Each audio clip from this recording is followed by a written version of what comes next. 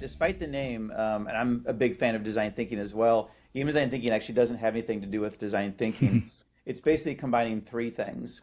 One is game design, but it's game design as a science. So it's not necessarily, some people think of game design as coding or as creating 3D graphics, but the kind of game design that I do is creating the rules and systems of what makes a game what it is, what makes it fun, what makes it engaging.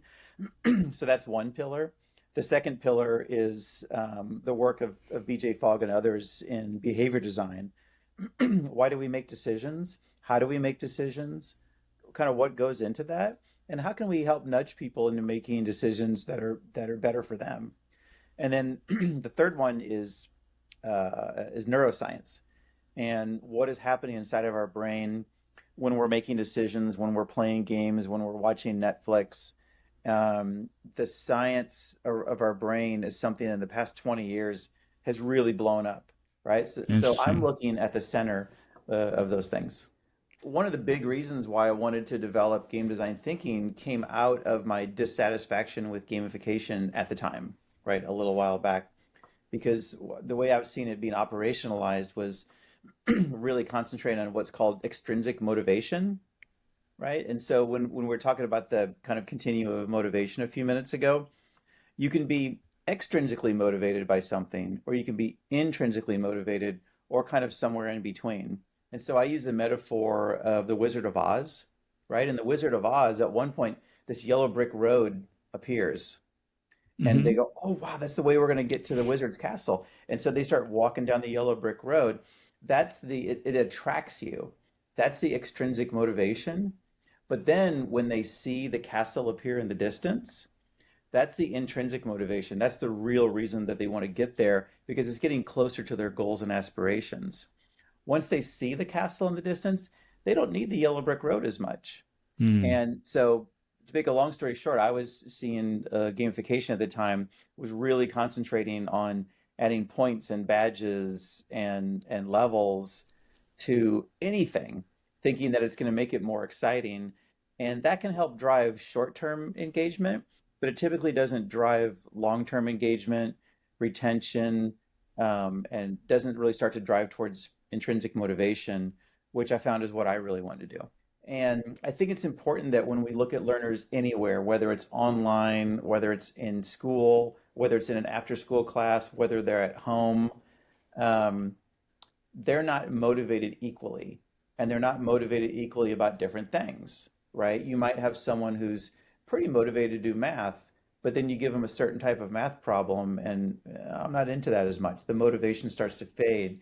You might have someone like me who wasn't really into accounting, but when it's put together in a certain way, I start to become more motivated because it's getting closer, it's driving closer to my own goals and aspirations, Mm.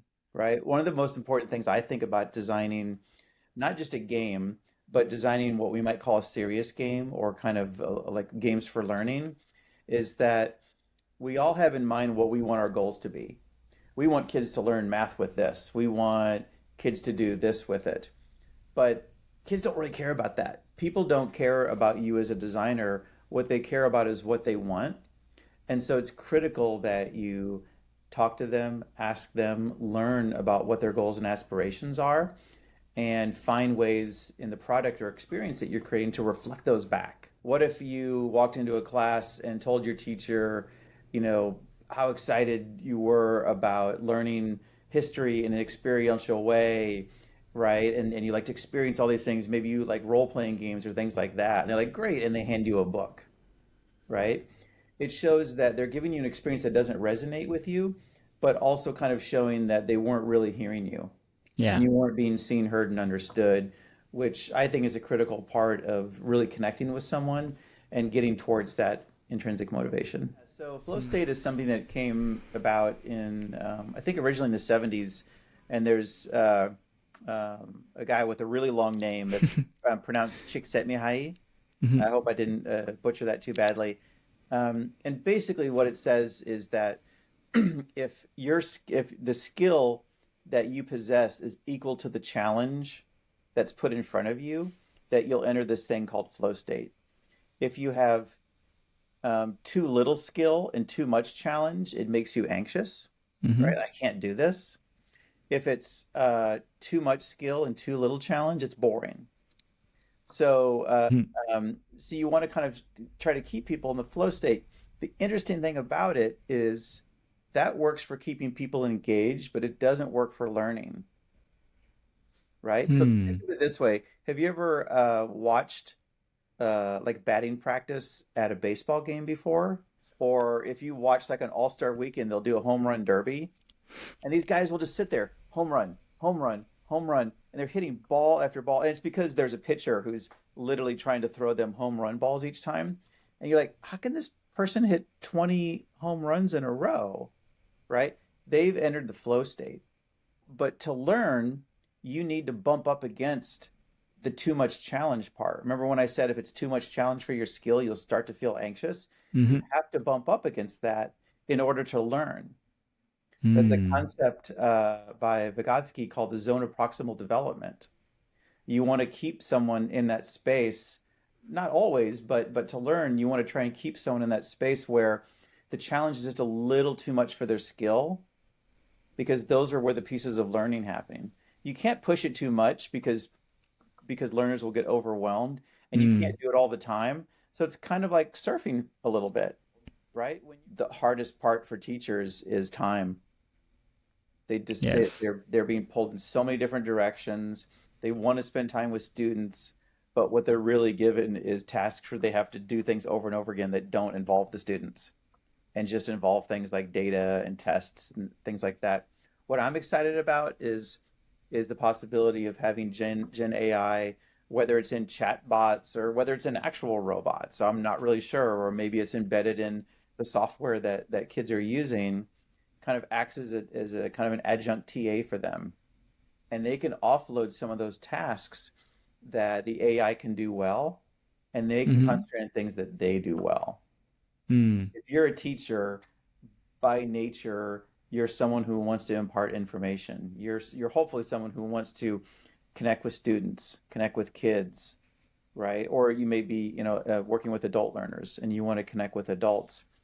So find ways for generative AI to give teachers their time back. That's something that's exciting to me. Of where does generative AI sit at the table, right? I Yeah. participated in a seminar last spring on Gen AI and education, and one kind of small group discussion we had was, well, what if you had six students at a table and they had one laptop, and there was Chat GPT was there, and they could have a discussion with it, or they could have it help with their homework or whatever it was.